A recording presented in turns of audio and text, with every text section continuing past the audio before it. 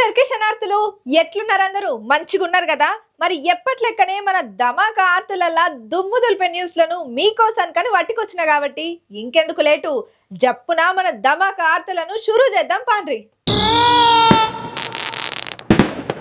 ఇయాల రేపట్ల కోటీశ్వర్లు కావాలని ఎవ్వలకుండదు, ప్రతి ఒక్కలకు ఉంటది, అంతే కదా నుల్లా? అయితే మరి ఇప్పుడున్న కాలంలో కనీసం మనకున్న ఖర్చులెల్లుడే చాలా కష్టమైతే ఇంకా యాడ కూడా పెట్టేది గంతే కదా.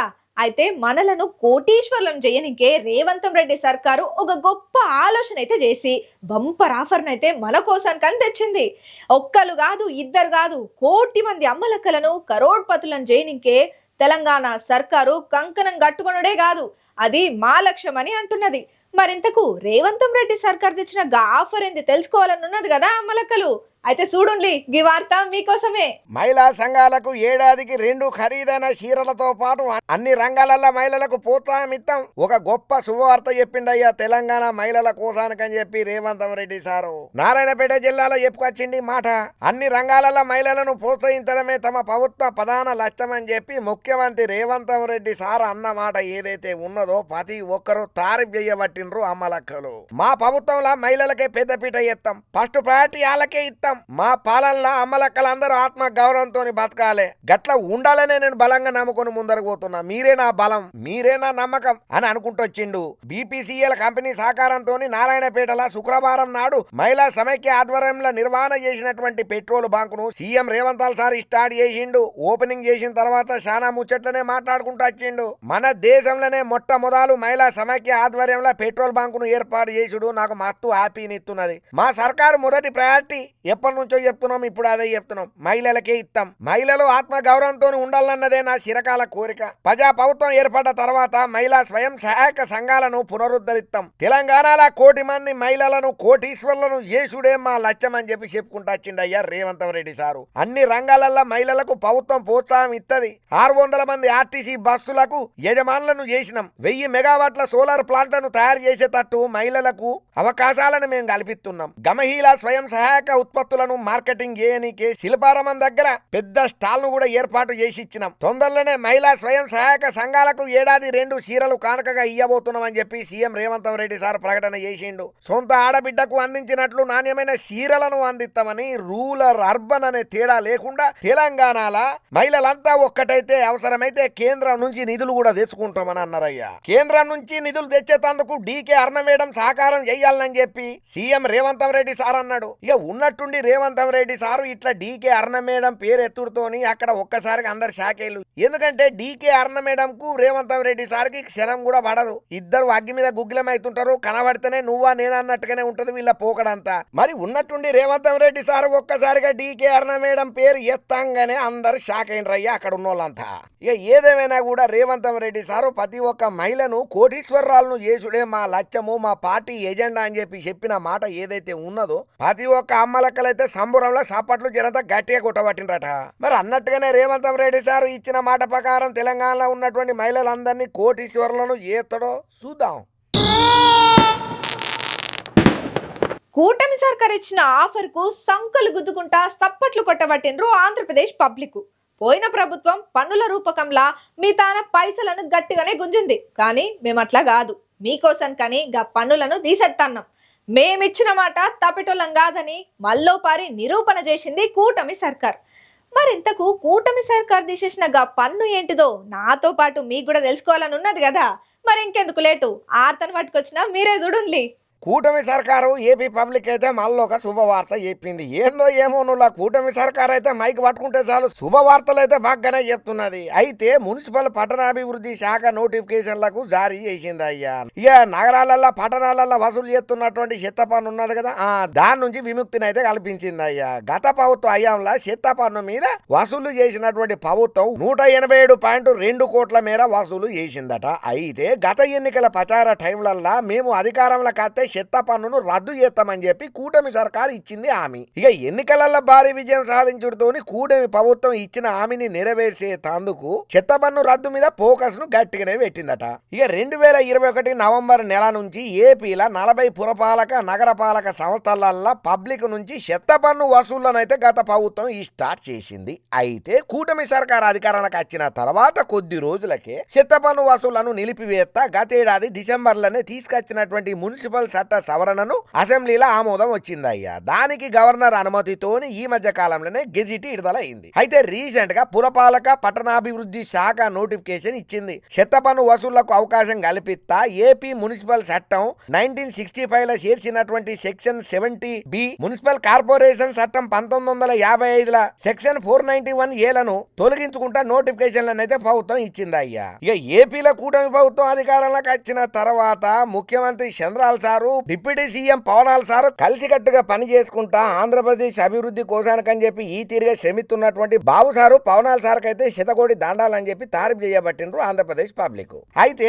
ఎన్నికలలో ఇచ్చిన హామీలను ఒక్కొక్కటిగా అమలు చేస్తున్న వీళ్ళిద్దరిని చూస్తే సూర్యచంద్రులే మాకు యాదికొస్తున్నారని చెప్పి తారీఫ్ చేయబట్టిండ్రు ప్రతి ఒక్కరు ఈ ముచ్చట ఎరికిన తర్వాత. అయితే ఈ ముచ్చట ఇటు ఉంచితే 2 రోజుల కిందటనే విద్యుత్ వినియోగదారుల మీద ₹1 కూడా భారం వేయకుండా ఆంధ్రప్రదేశ్ ప్రభుత్వం టారిఫ్ ను ప్రకటన చేసింది. అంతేకాదు అదనపు వెసులుబాట్లు సైతం కల్పిస్తా ఈ నిర్ణయం తీసుకున్నదయ్యా.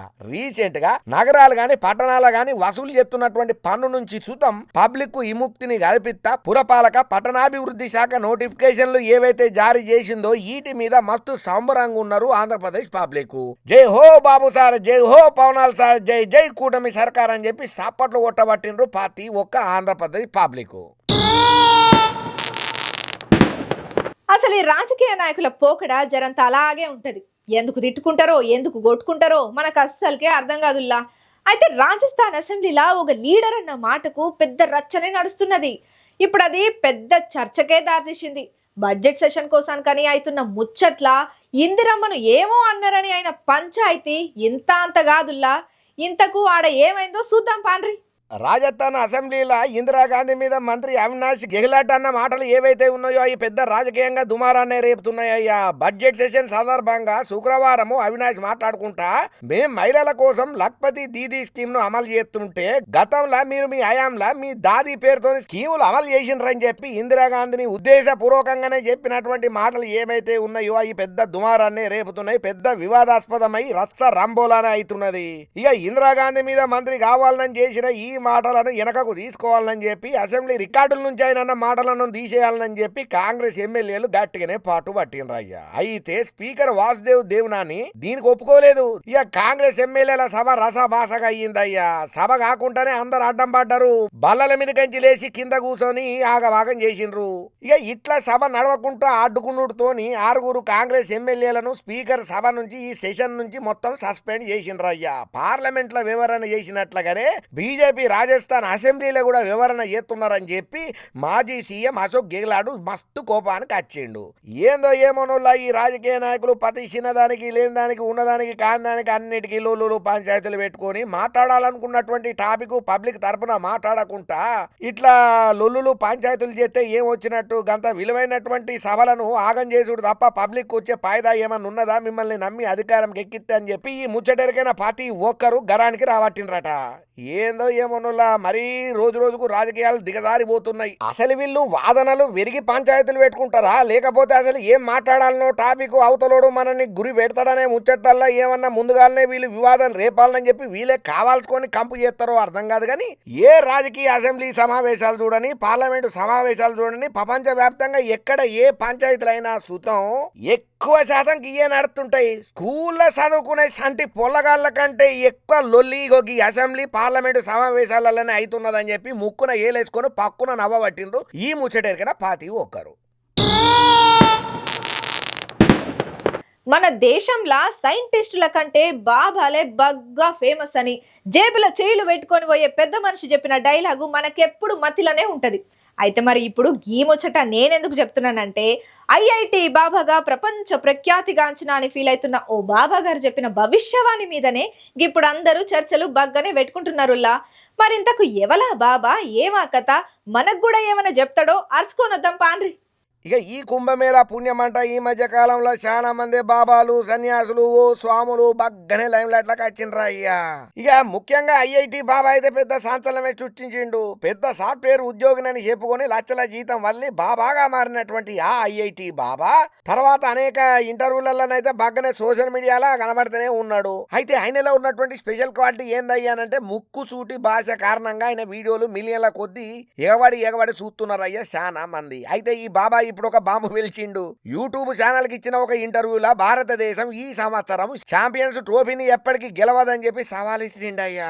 అవునులా ఫిబ్రవరి 23వ తారీఖు దుబాయ్ లో జరగబోతున్నటువంటి భారత్ పాకిస్తాన్ల మధ్య మ్యాచ్ లో ఎవరు గెలవబోతున్నారో అనేది కరాఖండిగా చెప్పుకుంటూ వచ్చిండు. ఇక ఇంట్లో భాగంగా చాలా ముచ్చట్లనే చెప్పుకుంటూ వచ్చిండు. ఇక ఐఐటి బాబా మాట్లాడుకుంటా ఇంకేమన్నాడనంటే, నా మాటలు గుర్తుంచుకో, ఈసారి భారత్ గెలవదు. విరాట్ కోహ్లీ మరియు ఇతరులు ప్రయత్నించినా నేను వారిని సవాలు చేస్తాను. వారు గెలవరని నేను చెప్పాను. దేవుడు గొప్పవాడో కాదో లేదా వారి ఆట తీరును చూద్దాం అని అన్నాడయ్యా. ఇక ఈ వీడియో అయితే ప్రస్తుతానికి సోషల్ మీడియాలో గిర్రా తిరుగుతున్నదయ్యా జపాన్ రైలు కంటే స్పీడ్ గా. మరి బాబా ఉన్నట్టుండి ఈ మాట చెప్పుడుతోని కొంతమంది యాంటీగా ఆయనకు కామెంట్లు పెడితే, కొంతమంది అరే ఆయనకేదో తెలిసింది చెప్పిండని, కొంతమంది అంటే గిసొంటోళ్ళని నమ్మనే వద్దు, అయినా మన దేశమే అట్లా పాడబడ్డది, సైంటిస్టుల కంటే గిసొంటి దొంగ బాబాలనే నమ్ముకుంటారు చాలా మంది అని చెప్పి ఈ బురిడి బాబాలను నమ్మొద్దని చెప్పి ఇంకొంతమంది కామెంట్లు పెడుతున్నారు. మరి ఇంతకు ఈ బాబా చెప్పింది కరెక్ట్ అవుతుందా లేకపోతే పబ్లిక్ ఆలోచన చేసినటువంటి వాళ్ళ మైండ్ సెట్ రైట్ అవుతుందా చూద్దాం. రాష్ట్ర ముఖ్యమంత్రి రేవంత్ రెడ్డి సారు మీద మళ్ళొక పారి మస్తు గరమైండు మాజీ మంత్రి Siddipet BRS MLA Harish Rao sir. ఉన్నట్టుండే sir ఎందుకట్లా కారాలు మిరియాలు నూరుకుంటా అరికాళ్ళ మీద మంటతోని గై అని రేవంత్ రెడ్డి సారు మీద ఎగరనింకే అసలు కారణం ఏందో అరుచుకొని వద్దాం పాండ్రి. ముఖ్యమంత్రి రేవంత్ రెడ్డి సార్ మీద మాజీ మంత్రి Siddipet BRS MLA Harish Rao sir ఎప్పట్లెక్కనే మళ్ళా కారాలు మిరియాలు నూరబట్టిండయ్యా. ఇప్పటికీ చాలా మంది రైతులకు రుణమాఫీ కాలేదని, రైతుల నుంచి తీవ్ర నిరసనలు వ్యక్తమవుతున్నాయని గాంధీ భవన్ దగ్గర ధర్నాకు దిగిన రైతు ముచ్చట్లల్లో హరీష్ రావు సార్ రియాక్ట్ అయిండు. అందరికీ రుణమాఫీ చేసినట్లు అందమైన కట్టుకథను ప్రచారం చేస్తున్న ముఖ్యమంత్రి రేవంత్ రెడ్డి గారు మిమ్మల్ని నిలదీసేందుకు తుంగతుర్తి నుంచి గాంధీ భవన్ దాకా వచ్చిన రైతు తోట యాదగిరి గారిని ఏం చేసిల్లో మీరు సమాధానం చెప్పాలి అని హరీష్ రావు సార్ క్వశ్చన్ వేసిండయ్యా. మీరిచ్చిన 6 గ్యారంటీలు ఎన్నికల గారడీనే. 420 హామీలు అమలు పెట్టిన మీరు బూటకపు వాగ్దానాలు చేసి పబ్లిక్ ను మాయ చేసి మసిబూసి మారడికాయ పూసి అధికారం అందిపుచ్చుకున్నారు. కానీ తెలంగాణ పబ్లిక్ అంతా తెలివి తక్కువ కాదు, జప్పునే తెలుసుకున్నారు మీ ముచ్చటనంతా. చాలా షార్ట్ పీరియడ్లలో మీ సంగతి తెలిసిందయ్యా. మిమ్మల్ని నిలదీసేందుకు ఒక్కొక్కరుగా గాంధీ భవన్ కు చేరుకోక ముందే పాప పరిహారం చేసుకోండి, తస్మాత్ జాగ్రత్త. రైతులు, మహిళలకు, విద్యార్థులకు, వృద్ధులకు, ఉద్యోగులకు అన్ని వర్గాలకు ఇచ్చిన హామీలను పక్కాగా నిలబెట్టుకోండి. ఇచ్చిన మాట తప్పకుండా మీ సత్తా ఏందో తెలంగాణ పబ్లిక్ కు చూపెట్టుండ్రి తప్ప ఇంకా బురిడి కొట్టించే మాటలతోనే కాలం వెళ్ళదీయొద్దని చెప్పి రేవంత్ రెడ్డి సార్ కు హరీష్ రావు సార్ గట్టి కౌంటర్లే ఇచ్చిండయ్యా. మళ్ళొక్కపారి రేవంత్ రెడ్డి యాద పెట్టుకో, ఇవాళ గాంధీ భవన్ దాకా వచ్చినోళ్ళు రేపో మాపో మీ జూబ్లీల్స్ ప్యాలెస్ దాకా కూడా వస్తారు. ప్యాలెస్ పాలన వదిలి ప్రజా పాలనను కొనసాగించు. 7 పదుల వయస్సుల రుణమాఫీ కోసం బ్యాంకుల చుట్టూ తిరిగిండు, అధికారులను ఏడుకున్నాడు. అయినా వెనుకలకు వెయ్యకుండా గాంధీ భవన్ దాకా వచ్చి పోరాటం చేస్తున్న రైతు యాదగిరి పట్టుదలకు అభినందనలు. ఇదే స్ఫూర్తితోని అన్ని వర్గాల పబ్లిక్ మోసపూరిత కాంగ్రెస్ ప్రభుత్వం మీద పోరాటం చేయాలని చెప్పి, హామీలు అమలు చేసేదాకా కొట్లాడాలని చెప్పి బీఆర్ఎస్ పక్షాన పిలుపునిస్తున్నామని చెప్పి హరీష్ రావు సారు గట్టిగానే కౌంటర్ ఇచ్చిండు రేవంత్ రెడ్డి సర్కార్ కు. ఇక మరి హరీష్ రావు సార్ అన్న మాటల మీద రేవంత్ రెడ్డి సర్కార్ కూడా రియాక్ట్ అవుతుంది కదా, వాళ్ళకంటూ ఒక కోణం ఉంటది కదా. మరి వాళ్ళు హరీష్ రావు సార్ అన్న మాటలకు ఎట్లా రియాక్ట్ అవుతారో, ఏం సమాధానం చెప్తారో ఎదురు చూడక తప్పదరా అంటున్నారు ఈ ముచ్చటెరికైనా చాలా మంది. అవు మనం చేసే కొలువులా మనకు వీక్ ఆఫ్లు ఉంటాయి, లీవ్లు ఉంటాయి, ఇంకా మనకు ఎక్స్ట్రా సెలవులు ఏమైనా కావాలంటే సుతం కంపెనీకి రిక్వెస్ట్ పెట్టుకుంటే ఓకే అయ్యే ఛాన్సులు ఉంటాయి. ఇది మన సంగతి. కానీ ఈ జర్నలిస్ట్ అన్నలకైతే పాపం డ్యూటీలా మస్తు అవస్థలు ఉంటాయి. ఏదన్నా ఇష్యూ అయిందంటే చాలు తినే కంచం మీదకించి లేసిపోయే పని ఉంటుంది. అంతేకాకుండా లైఫ్కు జరంత రిస్క్ కూడా ఉంటుంది. ఎందుకంటే దినా వార్తలలోనే ఉంటారు కాబట్టి. అందుకోసానికని తెలంగాణ సర్కారు ఒక పెద్ద ఆలోచన చేసింది ఈ జర్నలిస్ట్ అన్నల కోసానికని. గీ ముచ్చట తెలిసి ప్రతి ఒక్క జర్నలిస్ట్ అన్న మస్తు ఖుషి అవుతున్నాడు. మరింతకు రేవంత్ సర్కార్ చెప్పిన గా తీపి ముచ్చటేందో చూద్దాం పాండ్రి. ఇప్పుడు నేను చెప్పబోయే ముచ్చట జర్నలిస్టుల నోట్లల్లో చక్కెర పోసినట్టే ఉంటది వల్లా. ఈ జర్నలిస్టుల నోట్ల చక్కెర పోసింది ఎవరో ఎరికేనా? బట్టి విక్రమార్క సారు. మరి బట్టి విక్రమార్క సారు జర్నలిస్టుల గురించి ఏమన్నాడయ్యానంటే, హెల్త్ ఇన్సూరెన్స్ కల్పించుటతో పాటు జీవిత బీమాను కల్పించే అంశం మీద కూడా ప్రభుత్వంతో గట్టిగానే చర్చలు జరిపి నిర్ణయం తీసుకుంటామని చెప్పి డిప్యూటీ సీఎం బట్టి విక్రమార్క సార్ అన్నాడు. జర్నలిస్టు సంక్షేమం కోసానికని చెప్పి బడ్జెట్ లో తగిన నిధులు కేటాయిస్తామని, ఇళ్ల స్థలాల సమస్యకు ఏం చేయాలనే దాని మీద కూడా గట్టిగానే ఆలోచన చేస్తామని చెప్పిండు. అయితే డాక్టర్ బిఆర్ అంబేద్కర్ సెక్రటేరియట్ లా హైదరాబాద్ యూనియన్ ఆఫ్ జర్నలిస్టు 2025 డైరీని డిప్యూటీ సీఎం బట్టి విక్రమార్క సారు ఆవిష్కరణ చేసిండయ్యా. ఇక ఈ ముచ్చట్లలా మాట్లాడుకుంటా ఇక ప్రధానంగా జర్నలిస్టుల హెల్త్ కార్డులు పనిచేయడం లేదని చెప్పి జర్నలిస్టుల ఫ్యామిలీలకు ప్రతి ఏడాది 10 లక్షల వరకు హెల్త్ ఇన్సూరెన్స్ సౌకర్యం ఇవ్వాలని చెప్పి కోరిండ్రయ్యా. ఇక ప్రభుత్వ ఉద్యోగుల హెల్త్ స్కీమ్ లా జర్నలిస్టుల హెల్త్ స్కీమ్ ను కలిపి అన్ని ప్రైవేట్ కార్పొరేట్ దవాఖానలలో కూడా జర్నలిస్టులకు పిరిల ట్రీట్మెంట్ అందేటట్టుగా చర్యలు తీసుకోవాలని చెప్పి బట్టి విక్రమార్క సార్ కు రిక్వెస్టింగ్ చేసుకున్నారు. ఇంకా అంతనే కాకుండా రైతుల కోసం రైతు బీమా అమలు చేస్తున్నట్లుగా అక్రిడేటెడ్ జర్నలిస్టులందరికీ జర్నలిస్టు బీమా కింద జీవిత బీమా అమలు చేయాలని చెప్పి చెప్పిండ్రయ్యా. ఏదైనా కారణాలతో జర్నలిస్టులు అనుకోకుండా సరిపోతే వాళ్ళ ఫ్యామిలీకి పరిహారం కింద 5 లక్షల నుండి 10 లక్షల దాకా అందేటట్టు జర్నలిస్టు బీమా పథకాన్ని తీసుకురావాలని చెప్పుకుంటా వచ్చిండ్రు. ఇక దీని మీద సానుకూలంగా రియాక్ట్ అయినటువంటి బట్టి విక్రమార్క సారు జర్నలిస్టుల ఆరోగ్య బీమా, జీవిత బీమా, హెల్త్ కార్డుల మీద తగిన నిర్ణయం తీసుకుంటానని చెప్పి అక్కడికి వచ్చినటువంటి జర్నలిస్టు సంఘ పెద్దలకైతే హామీని ఇచ్చిండయ్యా. ఏదేమైనా ఇప్పుడు జర్నలిస్టు సంఘాలకు బట్టి విక్రమార్క సార్ ఇచ్చిన హామీ ఏదైతే ఉన్నదో దీని మీద సూపర్ సార్, మీరు నిజంగా మీరు అనుకున్నది అనుకున్నట్టు చేసి జర్నలిస్టు సంఘాలకు ఆసరగా మీరు నిలబడితే మాకు అంతకన్నా కావాల్సింది ఇంకేమున్నది సార్ అని చెప్పి దండాలు పెట్టబట్టిల్లు బట్టి విక్రమార్క సార్కు ప్రతి ఒక్క జర్నలిస్టు. ఈ ట్రంప్ సారు ఏం ఆలోచన చేస్తాడో మనకైతే తెలియదు కానీ ఎప్పుడు సోషల్ మీడియాలో మాత్రం హాట్ టాపిక్ అయితేనే ఉంటాడు. తెలియక చేస్తాడో లేకపోతే మరి కావాలనుకుని చేస్తాడో తెలియదు కానీ దినాము ఏదో ఒక ముచ్చట్ల అందరి దుంపలు తెంచుతూనే ఉంటాడు. అయితే ఇప్పుడు ఈ ట్రంప్ సార్ చెప్పిన మాటను అవతలకు నూకేసింది అక్కడి కోర్టు. మరి అందరి దుంపలు తెంచి ఈ ట్రంప్ సార్ దుంప కోర్టు తెంపింది. మరి గా కథ ఏందో చూద్దాం పాండ్రి.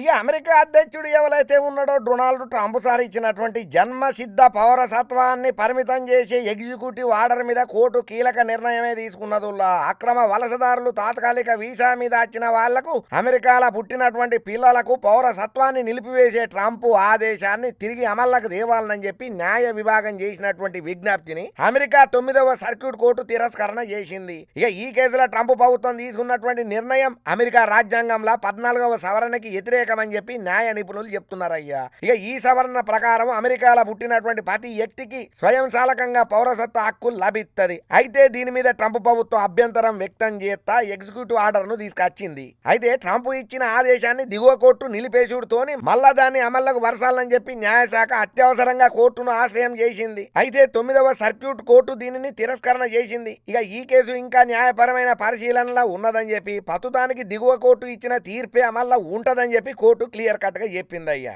ఇక ఈ తీర్పు మీద ట్రంప్ అనుకూల వర్గాలు అసంతృప్తిని వ్యక్తం చేస్తున్నాయి. ఇక ఇంకోవైపు డెమోక్రటిక్ పార్టీకి చెందినటువంటి నాయకులు దీనిని రాజ్యాంగ విజయంగా కొనియాడుతున్నారయ్యా. జన్మనిచ్చే పౌరసత్వ హక్కును పరిమితం చేయాలనే ట్రంప్ నిర్ణయాన్ని తీవ్రంగా వ్యతిరేకన చేస్తున్నట్లు ప్రతిపక్ష నాయకులైతే గట్టిగానే గాగోలు పెడుతున్నారు. ఇక ఈ తీర్పుతోటి ట్రంప్ ప్రభుత్వం సుప్రీంకోర్టును ఆశ్రయం చేసే అవకాశం లేకపోలేదని అంటున్నారు చాలా మంది రాజకీయ మేధావులు. అయితే ఇంకోవైపు అమెరికాల వలస విధానాల మీద కూడా ట్రంప్ సార్ తీసుకుంటున్నటువంటి నిర్ణయాలు ఏమైతే ఉన్నాయో అన్ని కఠిన నిర్ణయాలుగా రాజకీయంగా ప్రాధాన్యాన్ని పొందుతున్నాయ్యా. ఇక ఈ నిర్ణయాలు రాజకీయంగా పెద్ద దుమారమే రేపుతున్నాయి అక్కడ. అయితే ఈ అంశం మీద తుది నిర్ణయం వచ్చే వరకు ఈ వివాదం కొనసాగుతూనే ఉంటదని చెప్పి నిపుణులు అయితే గట్టిగానే భావనలు చేస్తున్నారు. ఏదేమైనా ట్రంప్ సార్ మాత్రం పాపులారిటీ కోసం పని ముంగటేసుకుంటాడో లేకపోతే ఆయన చేస్తున్న పనులకు పాపులారిటీ ఆటోమేటిక్ వచ్చి చేరుతుందో తెలియదు కానీ ఎప్పటికప్పుడు సోషల్ మీడియాలో మాత్రం ఫుల్గా ఉంటాడయ్యా ఈ ట్రంప్ సారు. ఏదో ఒక రోజు ఏదో ఒక టాపిక్ పట్టుకుంది అయితే మనకి నిద్ర పట్టదు, ముద్ద దిగనట్టే ఉన్నది. పూనైనా తీసుకునేది ఏమైనా శిల్లాశిత్క నిర్ణయాలు తీసుకుంటాడా అంటే కాదు, ఒకటే పారి ఢువేలని వేలే బాంబులాంటి ముచ్చట్లనే పట్టుకొస్తుంటాడు ఈ ట్రంప్ సారు. మరి ఇప్పుడు తీసుకొచ్చినటువంటి ఈ ముచ్చట్లలో మరి అమెరికా పబ్లిక్ ఎట్లా రియాక్ట్ అవుతారో మనకు మాత్రం ఏం తెలుసు, చూద్దాం. అబ్బా చూసిండ్రు కదా మన ధమాకా ముచ్చట్లను ఎట్లున్నాయి, వస్తున్నాయిలే అన్నట్టు మన ధమాకా దుమ్ము దులిపడే ఆర్తలు మీకు నచ్చినాయా? నచ్చితే ఈ వీడియోని లైక్ చేయండి, షేర్ చేయండి, మీకేమన్నా అనిపిస్తే గది కామెంట్ పెట్టుండ్రి. అట్లనే మనం మెగా 9 టీవీని సబ్స్క్రైబ్ చేసుకుంటూ మాత్రం మర్చిపోకుండ్రి. ఇంగిన్ని మంచి మంచి దుమ్ము దులిపే వార్తలతోని మళ్ళా ధమాకా న్యూస్ లా మళ్ళా కలుసుకుందాం. అప్పటిదాకా చూస్తూనే ఉండుండ్రి మన మెగా 9 టీవీని. ఉంటాం మళ్ళా.